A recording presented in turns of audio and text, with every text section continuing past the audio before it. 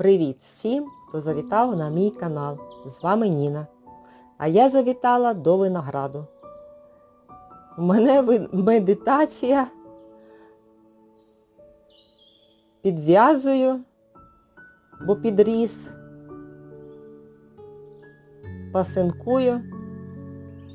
Почав квітувати, і це справжня магія. Ковпачки відкриваються, і це дуже гарно. Особливо через об'єктив. Підписуйтесь на мій канал. Дякую за увагу. До зустрічі!